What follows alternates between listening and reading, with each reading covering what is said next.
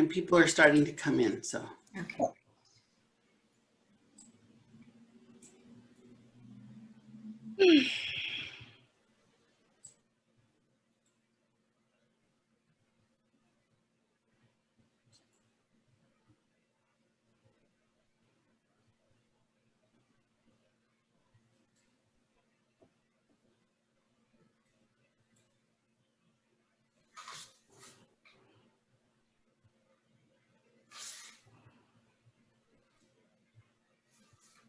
Hi, and welcome everybody. We're going to get started here in a few minutes. If you can hear me, please give me a Y in the chat box so I know our audio is working okay.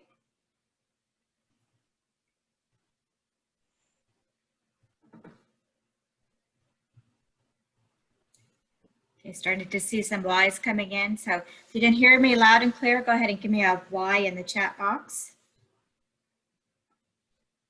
If you can't hear me, I don't know what we'll do.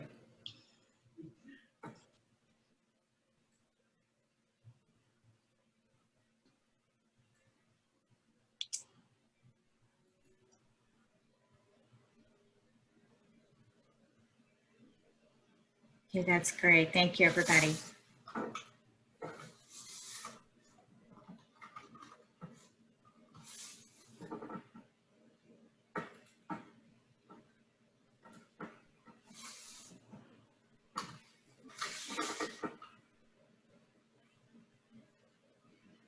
Okay, I think we're going to wait a minute or two longer, and while we're waiting to get started, I wanted to mention that we'll do a question and answer period at the end of Sarah's talk. So be thinking about those questions, and we'll use the chat box to ask those, and I'll relay them to Sarah when the time is right.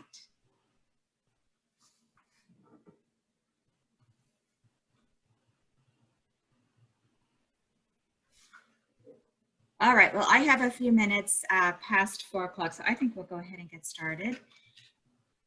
And we're really happy to have Sarah here with us this afternoon.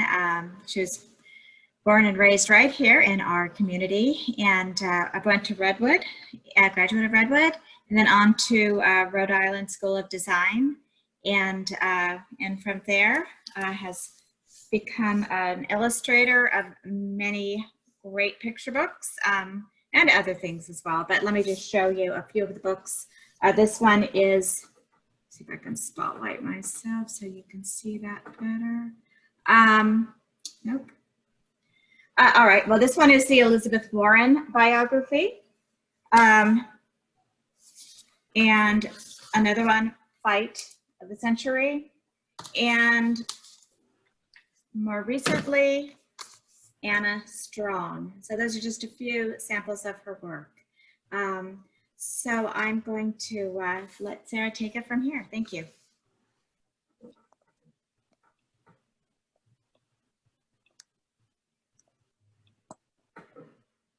Okay, hi guys. So my name is Sarah Green. I just want to say at this top that I have 2 cats, and if they start fighting or one of my kittens like runs for the keyboard, I will do everything in my power to stop it. But you know, this is living in Zoom. So okay, so again, my name is Sarah Green. I was born in San Francisco and was raised in Green Bay. And the Larkspur Library was my childhood library. So this is really lovely for me. It's full circle. I used to spend a lot of my childhood on the floor of the Larkspur Library in the kids section, reading books, reading like all the Sabrina comics 8 times. So this is really special for me. So thank you for having me. Okay, so there's little baby Sarah. Her interests are becoming very clear. Just thought I would, there's a few photos of me and this I thought would be funny, but we'll see how it actually plays out. So this is a sort of like a snapshot overview of the kids' books that I've done. These are the 8 that have covers that are released. We Got Game, up in the right corner, is the latest book. I am finishing my 9th right now, which I'll talk about at the very end. but I can't show you the cover just yet because we're still working on it. So I'm a bit in what I call the petticoat genre, mostly, you know, lovingly. I do a lot of historical genre books, historical biographies, and I'm really honored to be able to tell stories that may have not been widely shared before. It's a real honor as a job. Why is this? Okay. So I went to Redwood, for those of you who are from the Bay Area and Marin. Never thought I'd do a Redwood logo. But I had a pretty good time at Redwood, as far as high school experiences go. This is from my superlative yearbook. This is me and Will Durkee, who's another really wonderful artist who came out of Redwood. Definitely check out his work as well. So I'm going to show a little bit of my high school portfolio that I used to get into art school. It'll be brief, but I, you know, thought it might be relevant for anyone viewing. So when I was learning when I was getting my interest in art, I think a lot of young artists very much associate successful art with realistic art. So that was totally what I was focused on. These I did probably my sophomore or junior year of high school, and really was kind of dedicated to showing things realistically. I thought it was really important, and for some it still is.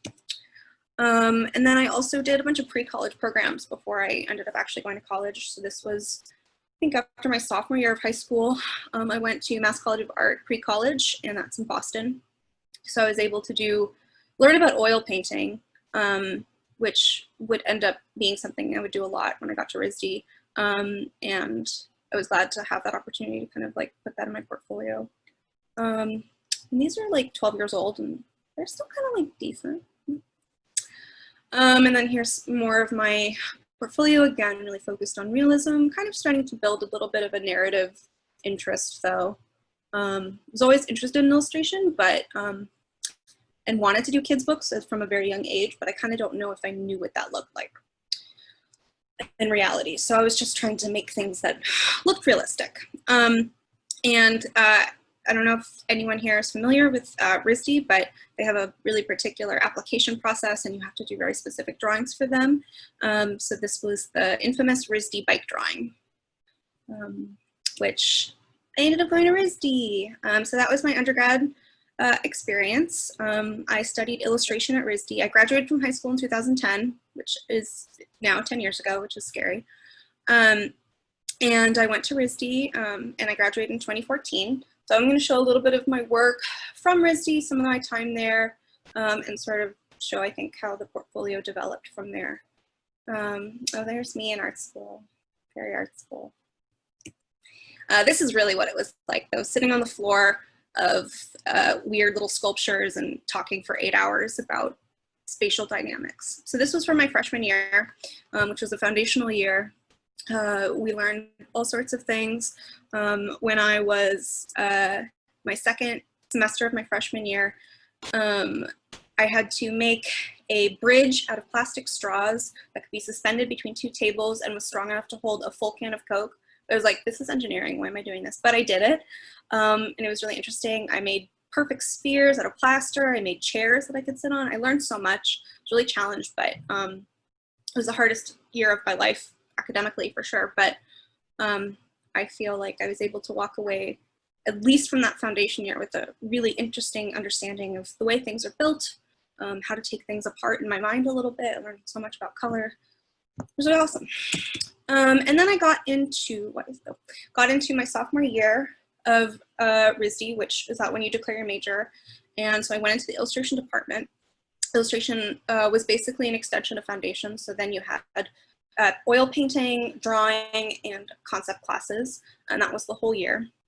And I don't have a lot of work to show from that time period because I was mostly doing very traditional work, and charcoal drawings don't really last.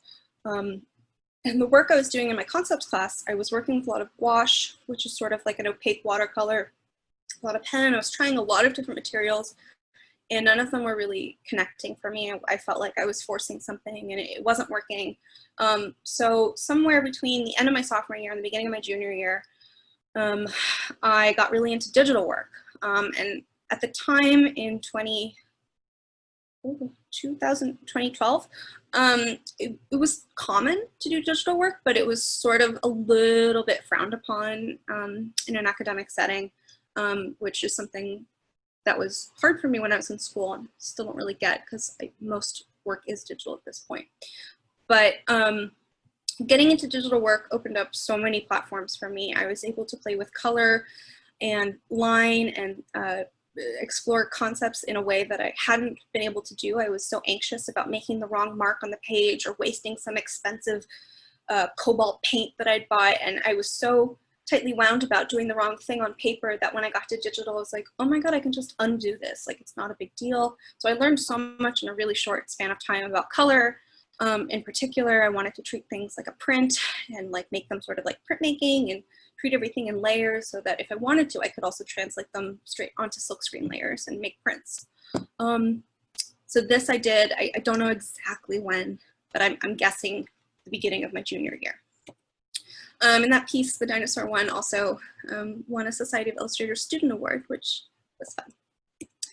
And then I, was still playing with digital and I was getting comfortable with it and trying new styles, kind of playing with line, playing with more painterly approach, and sort of like feeling myself out in terms of what I liked and what I didn't like. And yeah, this is just student work. And then into my senior year, I was starting to develop my portfolio, and I included these ones because I felt like they're interesting to look back on now, with more foresight. Portrait work has become a bit of my bread and butter. I do a lot of it. So this was the first piece that I did that was a stylized portrait piece. It was an assignment to do a poster for a TV show. And it's interesting because I think there are things that I'm still doing in my current work, even though this is really different. I was still really trying to find my style and my pace. So it's interesting to look back on. And then the other piece I included because I was starting to move a little bit away from flatness, trying to incorporate a little bit more painterliness, because I loved oil painting, and I loved the color that you could play with, and I wanted to somehow merge that, but I wasn't really sure how yet. I was also still really interested in working flat, really interested in vintage children's books, and wanting to sort of echo the lithography process of that. So these were a couple of pieces from my senior portfolio as well. And then we're getting to the end of my RISD stuff, I promise. And then, so these were pieces I did very end. We're starting to learn about how to make book covers. So this was a fake book cover that I did. And then an illustration that was, putting something into a bottle, which I still really like this one. So, and lastly, I also took a children's book class. There was only one offered, but I took it and I learned so much. I had to make a full book dummy, full sketches, mock it up. It was really an intensive process, but it really confirmed for me that, like, okay, this is what I want to do. I want to do kids' books. I want to build these worlds. I want to get really invested, and I want to play with it for long enough to get to know it. This project didn't really end up going anywhere, but I learned a lot from it. Learned so much about storyboarding and pacing, and really glad for that. I also made my own font. This was a whole thing. Really appreciate it for that time it was. And then I graduated. It's me walking in the Providence towards the Capitol building. Very excited to be done. And I moved to New York afterwards, as a lot of RISD grads do. I moved to Park Slope area, and there's me and some of my friends. I just wanted to include it because I thought it was cute. And it was around that time that it was a huge come down to graduate from a really intensive program and move to a huge city in which you're really anonymous. So I definitely had some struggles with it in some ways. I loved my friends in New York and I loved being there in many regards, but it also wasn't a perfect fit for me, and I felt a little claustrophobic and was trying to find my place in it. So, but it was around that time that I signed with my Illustrator agency, which is the Bright Agency, and I'm still with them. I'm really grateful for them taking an opportunity with me because my portfolio was so green, as they call it. I got my first, one of my first paid projects was pictured here on the right, which was a golden goose part of a Grimm's fairy tale anthology, which I didn't include earlier because after I finished the project, the publisher kind of, I think, went out of business. So it didn't really get into publication very much, but I learned a lot from this. It wasn't like inherently the most positive experience, but I thought, okay, if I didn't like this job and I still want to do this, then that like, I knew that's what I wanted to do. And I was also trying to blend stylistically this sort of like painterly approach I was developing, and also my like flat way of working that I had been developing as well. So I was coming up with like fake books, assignments for myself, and trying to keep my portfolio current, which is what the Selkie Sirens and Other Tales of the Deep is, which I kind of still want to do something with at some point because I think it's a fun play on words, and I love the ocean. I also started doing some editorial work. So this was an editorial illustration with Bust magazine. This is all still 2014, getting into 2015 now. I graduated from ISD in 2014, so this is not long after graduating. This was fun. Editorial has, you know, you can play with it a lot, and it's a very flexible medium. It's not the most precious because it's, you know, if nobody likes it, it's out of print the next day. So it's low stakes in many ways. This was an illustration series I did for Hearst Corporation. And these were some of the first paid gigs that I really had, and I'm really grateful for the opportunities that they gave. But I wasn't totally happy in New York, was homesick, wanted to live back in California, so I moved back to San Francisco. This is a geographically really accurate image of Embarcadero in front of Golden Gate Bridge, obviously. There's me hiding behind a plant. Anyway, as soon as I moved back to San Francisco, I basically started my Dorothea Lange book, which was my very first solo kids book. It's with Albert Whitman as a publisher. And I kind of can't believe they like trusted me with this project. I hadn't done that much. My portfolio was really slim. But they trusted me with it, and I had such a wonderful time.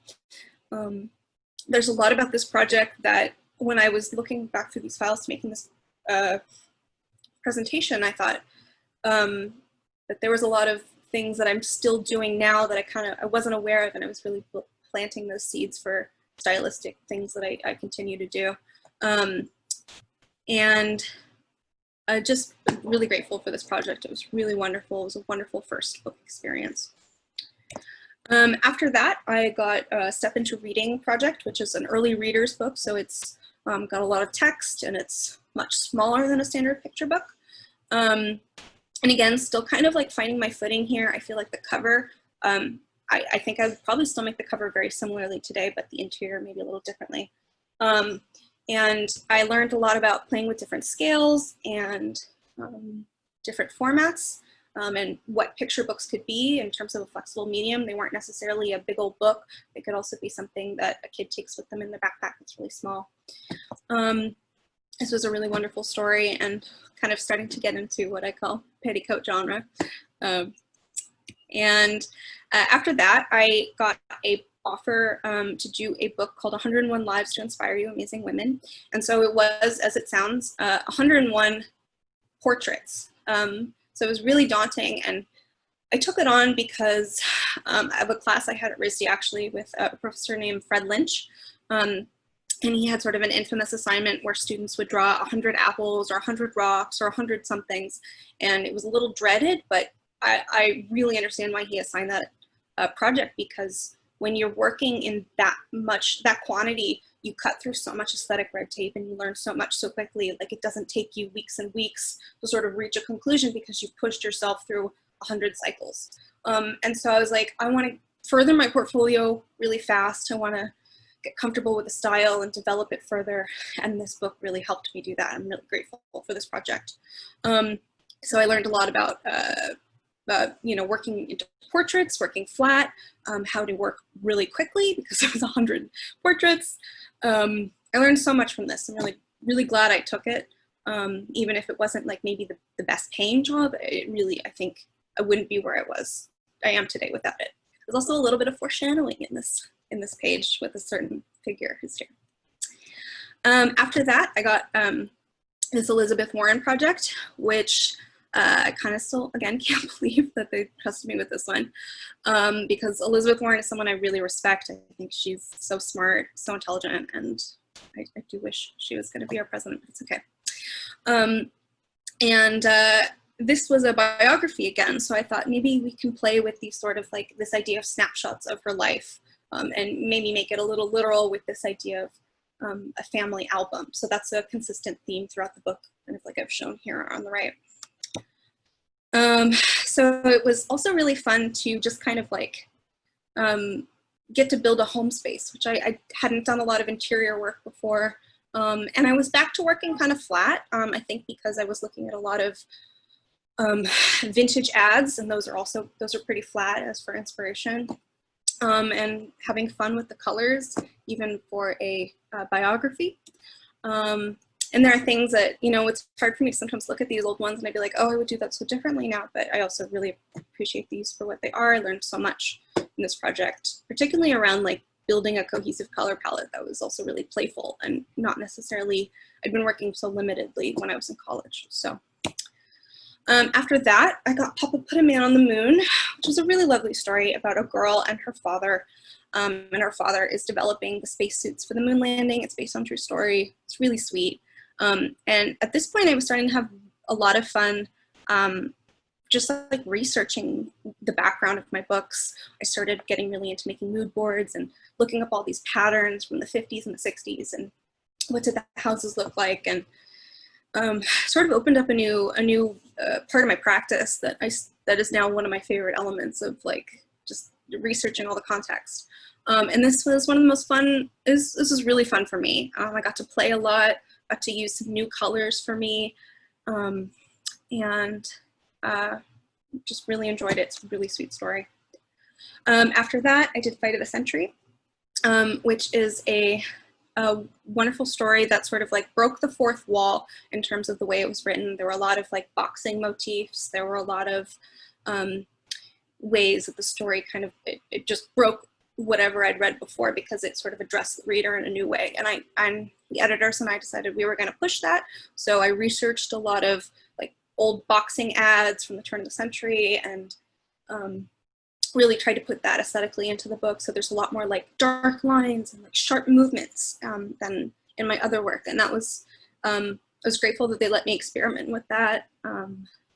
And this was a really fun project as well, which I feel like I keep repeating myself, but they're all fun. It's not the worst job to have. So after Fight of the Century, I actually did Anna Strong about a whole year after Fight of the Century, but the way that they were slated, they came out back to back.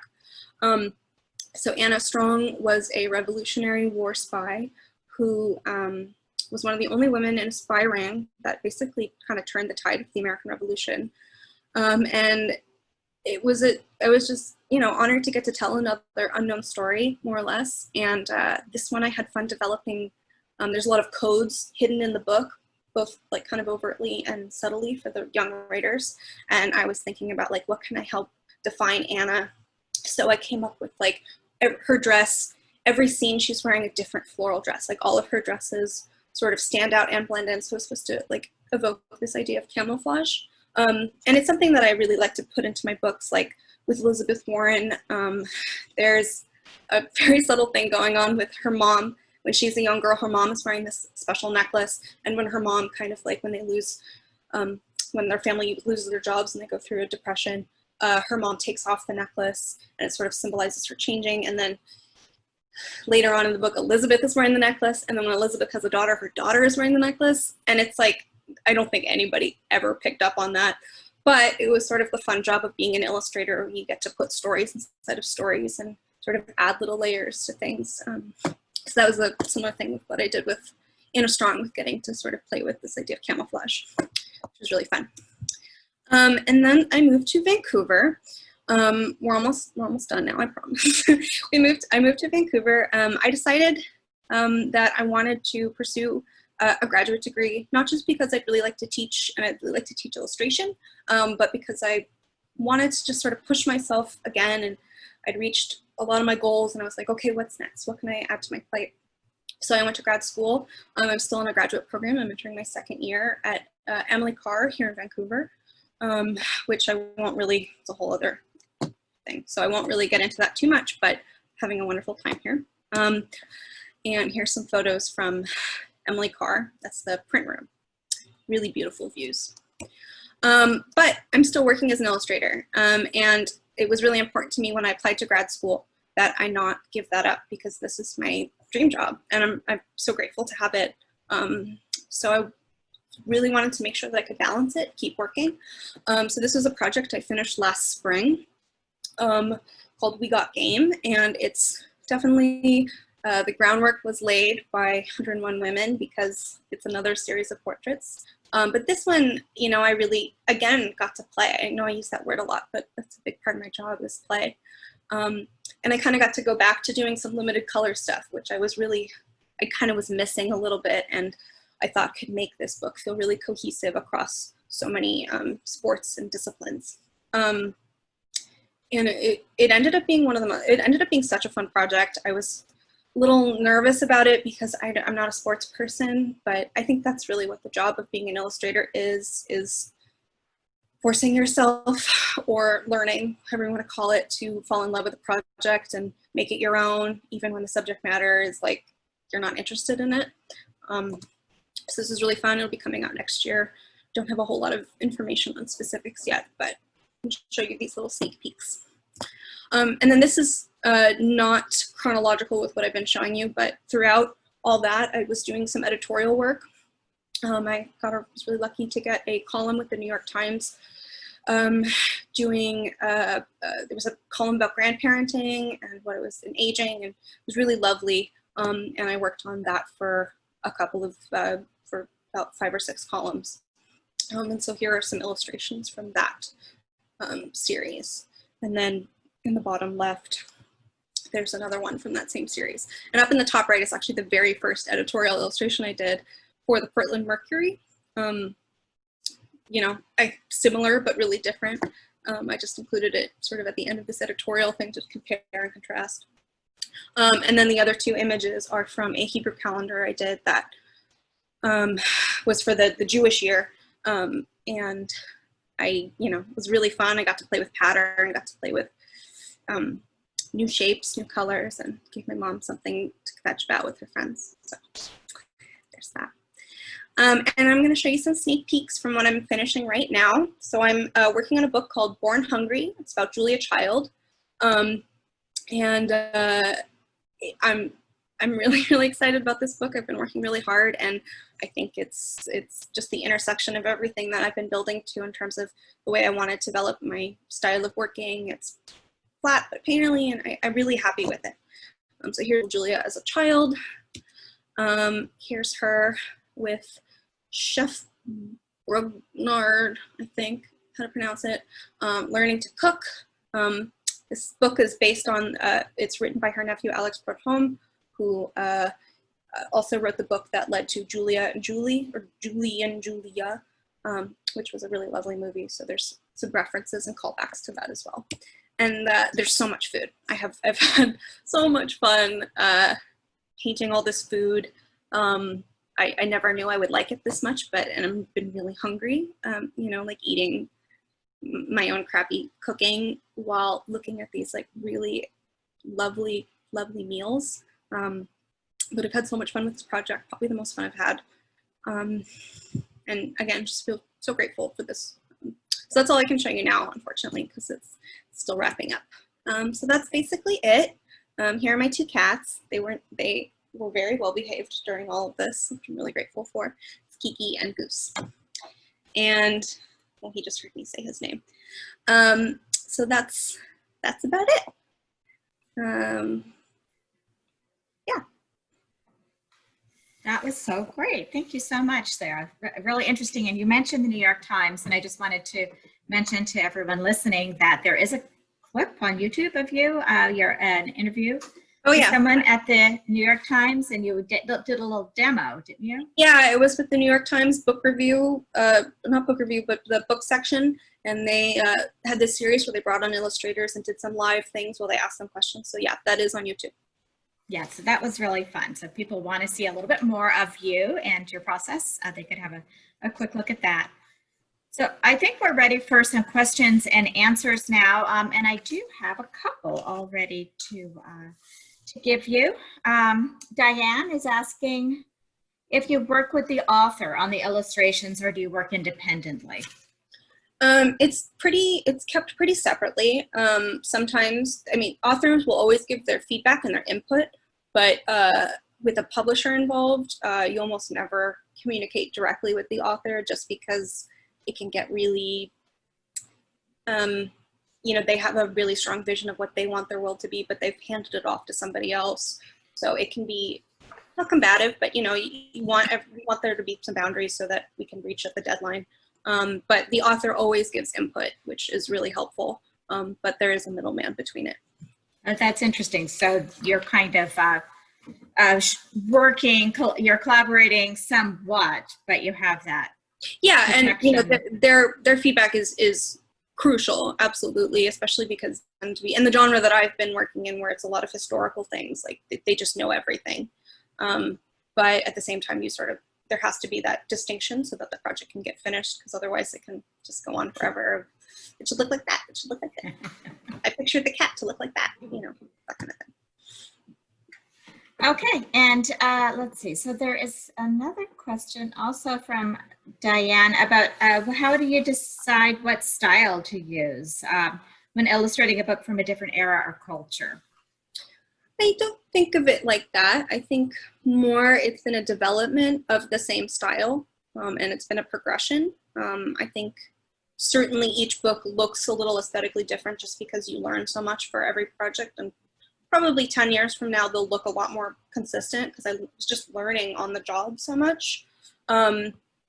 With things like Fight of the Century, where I wanted like sharp black lines to be there, sort of reference the movement and the historical reference of boxing and that kind of thing. That's more deliberately brought in, and sometimes a more painterly approach is more appropriate.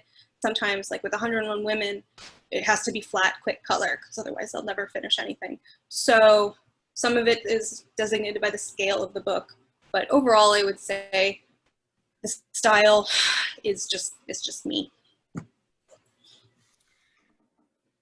All right, Christy is asking, do you draw digitally or on paper?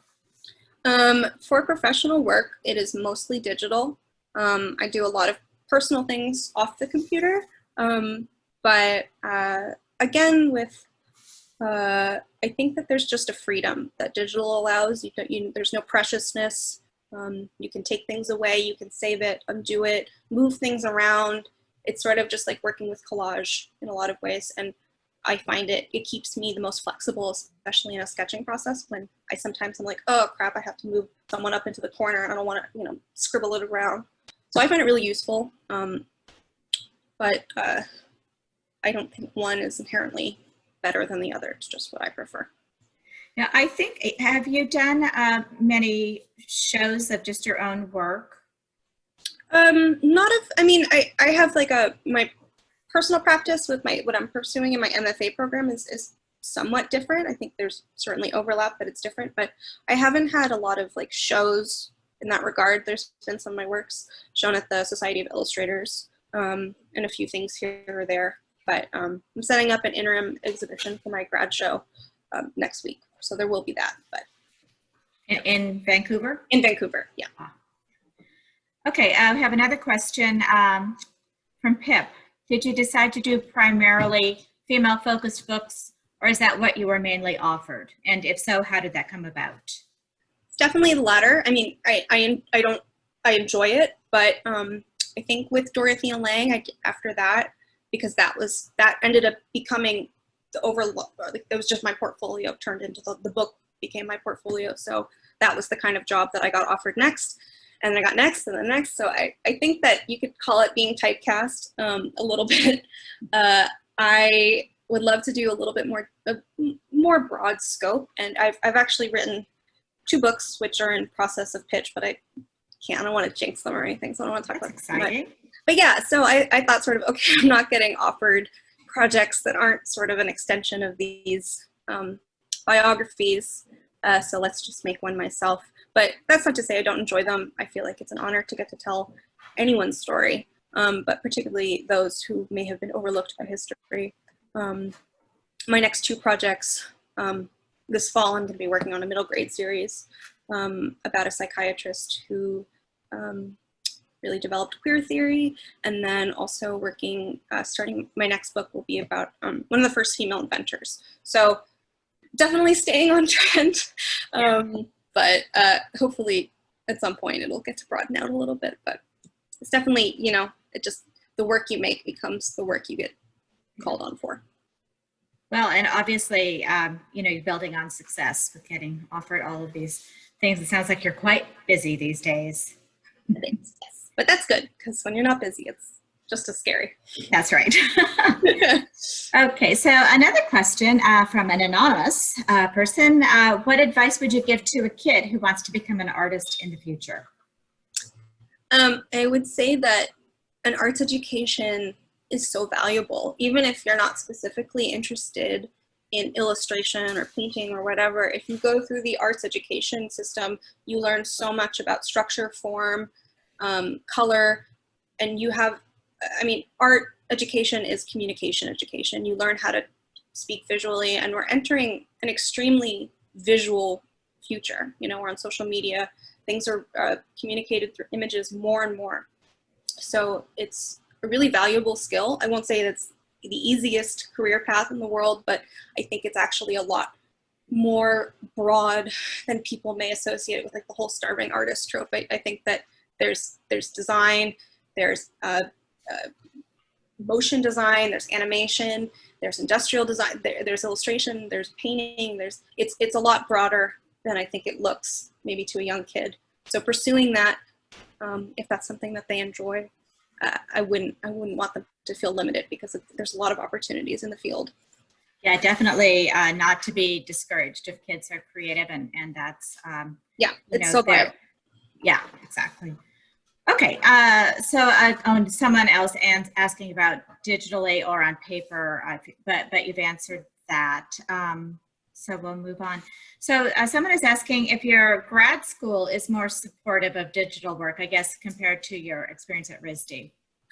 So I am not really doing a lot of illustration in the way that I've shown today for my grad program. It's an interdisciplinary practice, but I chose it not for multiple reasons, but partially because I was really attracted to the flexibility that the practice offers. There's quite a few people doing very digital work, really beautiful stuff. And I think that in the illustration department, which I'm hoping to get more involved with over the course of this year, I taught a history of illustration class last spring, but that was it was a history class, so there wasn't a lot of work. And I think that that climate has definitely changed for students now. Digital was, I mean, I feel like I'm carbon dating myself in a way that is maybe not accurate, but digital wasn't new, but it wasn't as common, I think. Yeah, it wasn't as accepted as mainstream, yeah. I think. Yeah. Okay, and another question. Do you print your illustrations out on paper to see how they look, I guess, after having done them digitally? I don't at this point, but I did for a long time, especially when I don't have a working printer at the moment. But when I was in undergrad at RISD, I would always do that, because not just because that was the way we showed our work when we brought them to class for review, but because there's a lot of things about like dots per image or DPI, which if you're an illustration person or a Photoshop person, I can go into more detail later. You can just email me. But things that don't translate when you change the resolution. So working on a small screen and then blowing it up, or working big and working small, being able to see how they differ is really important. With books, you always get something called proofs after you've finished. This is about a couple of months before things go to press, and you get to see them in print that the publisher has sent you, and you can kind of sign off on any very last minute quick changes from that too. So it's part of the process. That's why I don't do it now. Okay, and then another question from Christy. What app do you draw on or with, I guess? Photoshop. A lot of people are into the iPad ones, but I'm even working digitally. I'm still a bit of a Luddite, so I haven't tried those yet. But yeah, I love Photoshop. Easy peasy. Okay, I think that might have been, I think that's our last question. I don't know if there's anything more, any other questions people might like to throw out? Okay. All right. Well, I want to thank you again, and I'm so grateful to have you tell your story. And I love that you were a library patron growing up here in Larkspur. It's wonderful, and you know, it's nice to see your success so far. And we're going to be really interested to follow your career and see what happens next. You're still so young and have accomplished so much. So. You know, thank you so much for agreeing to talk with us. And this presentation is being recorded and will be posted on our YouTube channel for people who would like to view it later. And we're getting a lot of thank yous in the chat. People really enjoyed your talk. So thank you so much. Thank you. I'll show you guys my kitten before I go. Okay. Everybody likes it. Absolutely. This is really cute. This is Goo. Oh, Goo. Well, hi, Goo. Goose. Like Goo. Oh, Goose. Hi, Goose. He or she? He. He is beautiful. Anyway, thought I'd end it on that note. That's a good way to end. Okay, thanks again. Thank Bye-bye. you, Sarah. Thank you. Bye-bye. Bye-bye. I had a